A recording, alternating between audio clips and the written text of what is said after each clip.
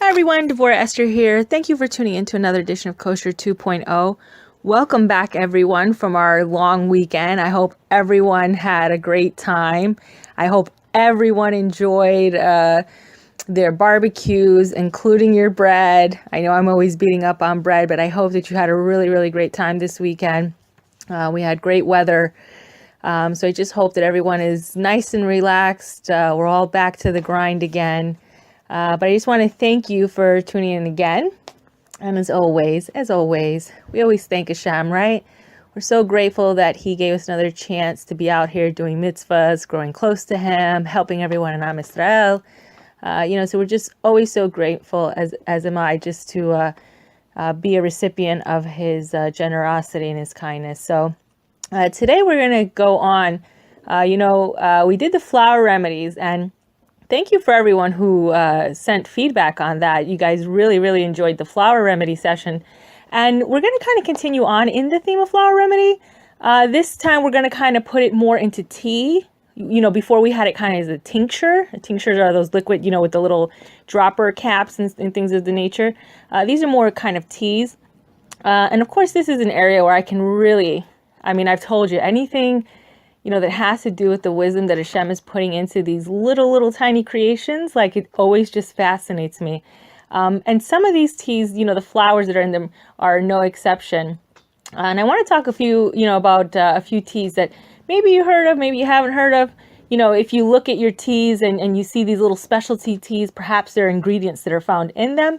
So I want to kind of share with you some of that. And I want to tell you a true story that actually happened to me with one of these teas, and I'll leave that to the end. But first, we're going to start off with what's called the guava tea. And guava tea is kind of a little versatile, and it maintains the oral health of your mouth because it has anti-plaque properties. And sometimes they make toothpaste out of the leaves. They kind of grind them out together. They're also found in some of the natural toothpaste that you see. So this is like a tea that's not just for drinking, but also has other benefits as well. And it also has heart health benefits because it is higher in potassium. It does have vitamin C, which also helps to keep the blood vessels healthy, and has lycopene. So that's always great when you want to talk about, healthy cardiovascular heart health. And another great thing is if you have little kids, it's a great anti-diarrheal. So if sometimes when they're sick, if they've gotten shots, they're running a fever, sometimes they tend to, get a little bit of the diarrhea. And this may be good to kind of help control that. But what it's really, aside from like the toothpaste aspect, it really is very popular when you're talking about anybody who's like a diabetic. And it has great blood sugar control. And actually in 1983, they did a study which was published in the American Journal of Chinese Medicine that actually published the results of that. So it's very popular for a lot of reasons. And you may, guava tea, isolated. Sometimes these teas are becoming harder to find isolated, depending where you live. But sometimes they're in a lot of the tea blends. So if you're looking for like a blood sugar tea, you want to make sure that you look at the ingredients. But again, if you have a child and you are doing it for anti-diarrheal, maybe look for something else. Now that I think about it, maybe look for something else because you don't know what the effects of the blood sugar. So maybe they'll get very hungry. So just make sure that you have something on hand. So it's something to keep in mind when you think about that. But if you are suffering with these kind of illnesses, as far as with cardiovascular health and heart health, you may want to look into guava tea. So another one, it's funny, I mention this all the time, and I remember I used to like brew this in work all the time, and I actually used to get it loose because I have like those little tea steepers that they almost look like coffee filters. You just put them in, they steep. And people just like, I think I'm going to grab my grandmother's title of Dr. Quinn, medicine woman, and I was really more like medicine girl. And I would say, they'd say, what do you drink? And I say chrysanthemum tea. And they're like, I never even heard of that. Like, where do you find this stuff? And they said, but when you have a history of this like natural remedies, it's funny, the things you come across. And for my family, who seem to be so isolated, they seem to come across the most random things from around the world. So chrysanthemum tea is actually a flower. And it was cultivated back in the 15th century. It's known as one of the four gentlemen in Chinese art. So that's they really, really love this flower. And the flower was actually brought to Japan, where the emperor adopted as his official seal. And they use it for one of their happiness festivals. So I'm telling you, in Asia, they really, really love this flower. It's really so beloved to them.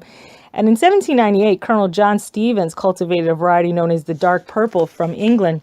And I think he actually cultivated them in, I think, Hoboken, New Jersey, if memory serves me right. So not too far from a lot of us. A lot of us are near the New Jersey area. So it's not so difficult to find. But let me tell you a little bit about what the chrysanthemum tea does.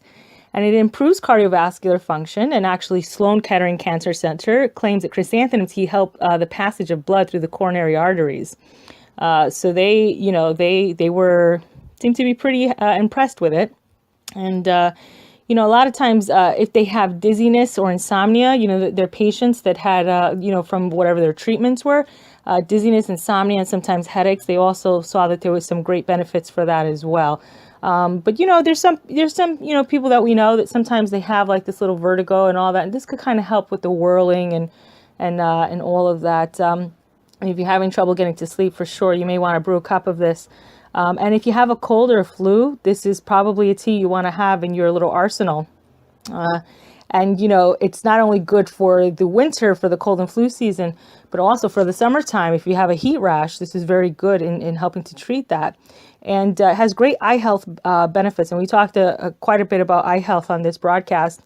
And in particular, this one helps with, the cataracts, the blurred vision, and tired eyes. It's a great blood cleansing, has great blood cleansing properties. And we talked about, detoxification and things of that nature. And also it's great for the liver so it's great to have in your arsenal to kind of clean everything out. And it is a great source of vitamin B, and those are your energy vitamins. And it's a great source of antioxidant. Now, again, we talked about the eye health just a second ago. And because of its antioxidant property, it's very good in maintaining the eye health. But not just the eye health overall, it's really good for your overall health to kind of maintain those free radicals from wreaking their damage that they do. And so, I want to this last one. This last one is actually a really long time remedy of my family, and it's called the tilo. Now that's how they say it that's how it's known, like from Spain, tilo. But tilo is actually the linden flower. The linden flower. And sometimes you can see it, it's called tilia. And sometimes you'll see it like in some of the blends, it's called tilia. But it's all the same. It's a linden flower. Now, I made it no secret. I have a lot of fire. I have a lot of fire. And this tea my grandmother just thought was right up my alley. It just really was right up my alley because it's really good at taming, that fire within you. And sometimes, if you have anxiety issues, this was great because not only does it soothe the fire, but the anxiety, because it has has soothing properties. And if you're someone that has like chronic stress, or if you're suffering from mood swings, your moods are kind of all over the place, this is a really great tea to kind of bring with you if you're in kind of even if you're like you're in a hostile environment. This is a very great tea to have with you. To kind of take with you, and just have it on a daily basis, or as you think you need it, And like so many of the other teas, it has a great antioxidant compound like quercetin and camphorol, and they are kind of like free radical scavengers. They go through the body and they kind of scoop up those free radicals that are going around. And again, we all know by now what all the great health benefits are to having great antioxidant health in the body, and like the chrysanthemum, it also helps to detox the body. It's great for inflammation. It's great against cancer. If you have stomach problems like indigestion, upset stomach, if you're bloating, it's kind of good because it helps maintain proper digestion. And it's so funny. I'll tell you a story. When I was having my first son, I had a lot of complications, and I was having premature labor. And the doctors, as they try to hold off the labor, and they were having great difficulty doing it. And I kind of got to this stable place, but I was kind of like I was allowed to leave the hospital, but I was on like this bedridden state. I couldn't get up, I couldn't do anything, and I was actually staying with my grandmother because, of course, she's Dr. Quinn, and it was so funny. One night I was having a hard time sleeping. I was just, kind of tossing and turning, and I thought I was being quiet, but she kind of, she inches into my room. She's so funny. She's like a like a little ninja, she's like a Jedi master, and she just puts her hand over my belly, and then she points her fingers to me as to say, like, hold on, I'll be right back. And I didn't know what was going on. She comes back and she brings this cup, and she says to me, and at first I smelled it, and I don't know why I recalled it not smelling so great. I'm sure she put other things in it. But it was funny because when I made a face, she goes, no. She goes, if you are in labor, you'll have this baby. And if this is not your time, then for sure you will not have any more problems until it's time.